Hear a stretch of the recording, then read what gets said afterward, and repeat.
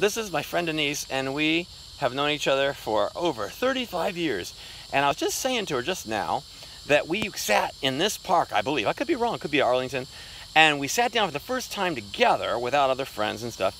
And we said, let's talk about stuff. What should we talk about? And Denise said, let's talk about our problems. She had a totally different life than me. And I said, I don't have any problems. And Denise just said now, before I started the video, oh, I had lots of them, I just wasn't aware of them. And she's probably right. But I, as an analytical artist, spent my time analyzing what was on the canvas, what was behind the video camera, what was in the movies, whatever. I was always analyzing, and I never was quite happy with where I was. And I wanted to do something more important, like Denise is already doing something more important. She's helping people care for have care that they need. I wish I could be a teacher or a caregiver. I guess something that's always been missing in my life is the ability to help people.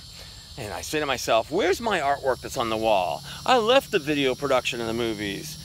Where's my thing that I make? My thing's in here, and I gotta get it out somehow. And my problem that I most see that I have right now is, how do I make that manifest in this world? How do I help? How do I take what I think is part of the light, and in my way, like Denise does, do it in a way that can help the world somehow? Because that's a life purpose type thing. That's heavy. That's heavy. I call it being an impressionist. You don't leave anything behind but an impression.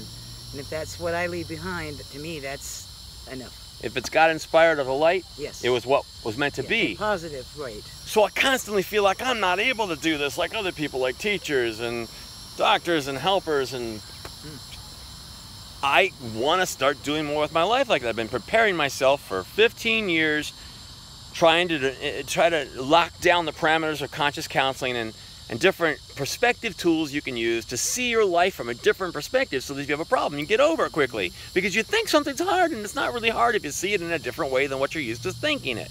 And I've done this for so much because I got married 30 years ago. And my wife and I, we loved each other, but we were so not made for each other. But then maybe we were. See how that perspective shift happened? I had to go searching. Yes. Yeah. And so I applied my analytical nature from my art to that for 30-something years.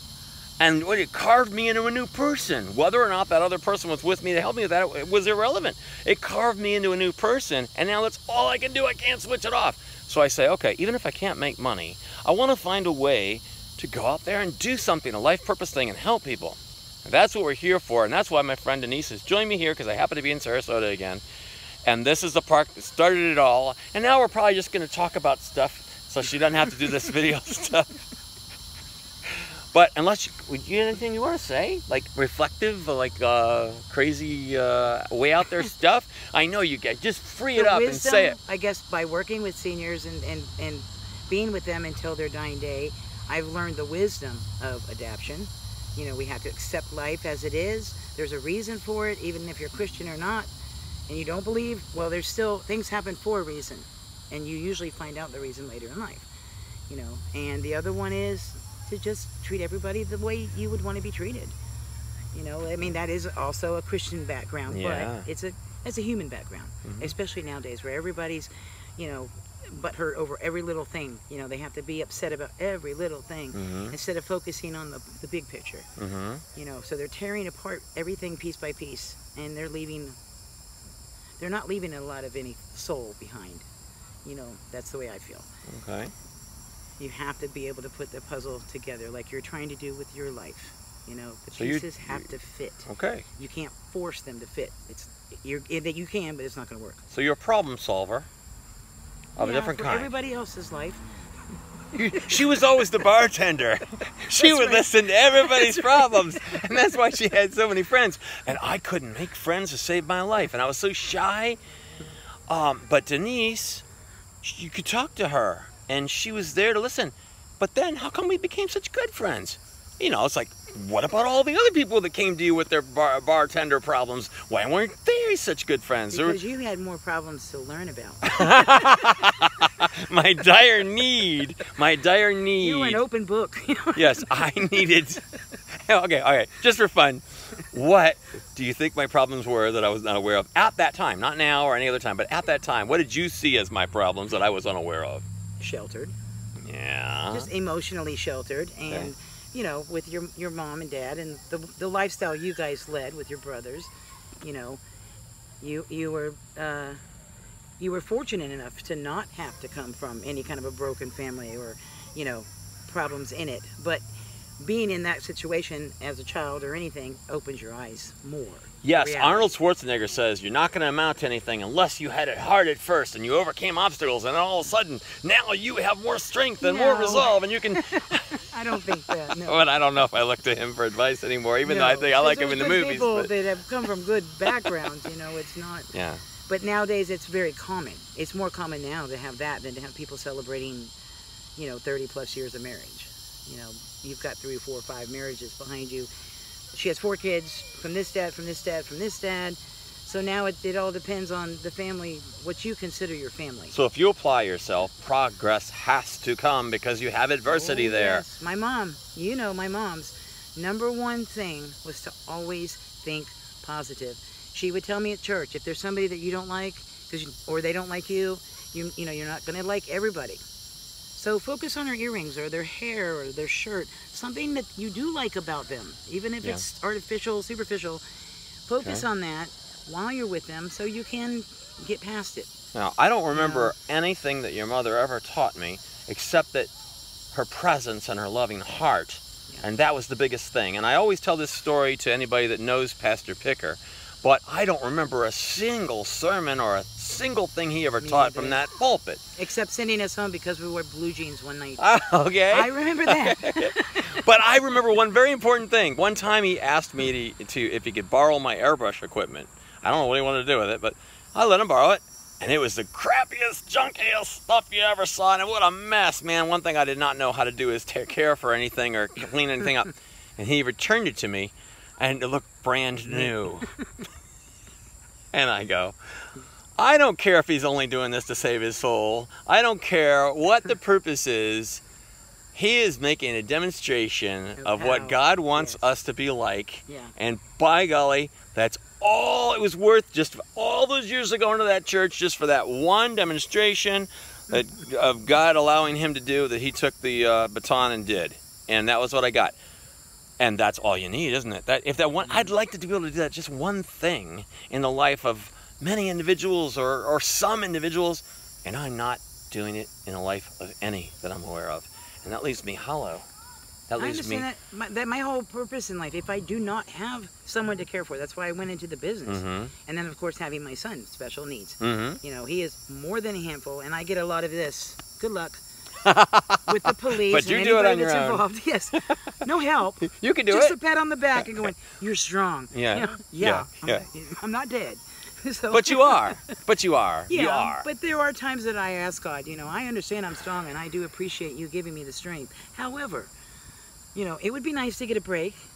Yeah. And Well, have, you know, a little bit of this normalcy. for a maybe while. the way you think it's supposed to be is not the way it's supposed to be, but anything good you do is worth it all. Yeah. Maybe it's that way.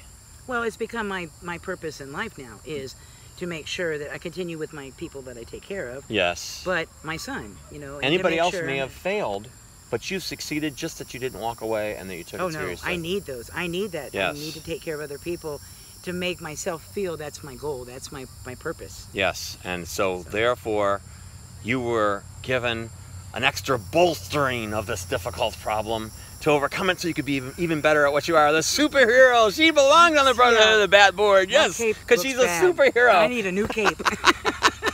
But she accomplishes it. All right.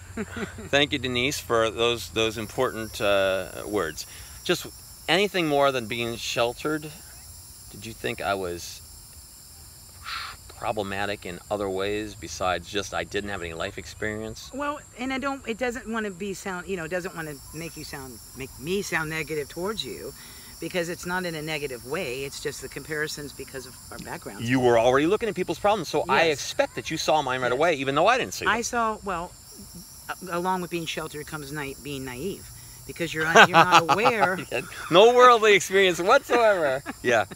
Yeah. But you talked about it, so I knew that the desire was there to grow as a young man, and into a new world. I did. Yeah, I Okay. could see that because Okay. you asked me tons of questions and were curious about everything. Okay. But you always wanted to be behind the scenes.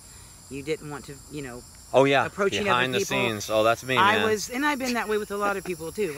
Sadly, I don't give them a chance to do a lot of talking, I guess. So they just push me out front and go, get them, Denise. Oh, I think you do give them a chance. That was the whole thing about you. People knew they could come to you. Yeah, I like to listen to other people's problems.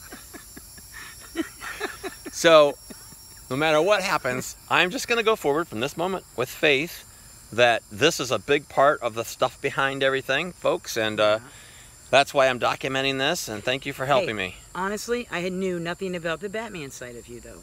That was you and Eric. Oh, well. And it wasn't, evidently, it wasn't big enough in your life at that point. No. For me to even know about it. No, it's like my son sat down today and started making sketches of zoo designs again. Yeah. He says, I haven't done this since before I started college, because he didn't have any time. Well, during high school and those difficult years of learning and all the things I had to apply myself to and art and everything, I didn't have time to think about those things. And then later on in life, when I said, what am I going to do? What would I like to spend my time doing? What does life give me the tools to do? All of a sudden, this pops up and I go, oh, yeah, that's big. Yeah. And I remember you having shows and doing... Yeah.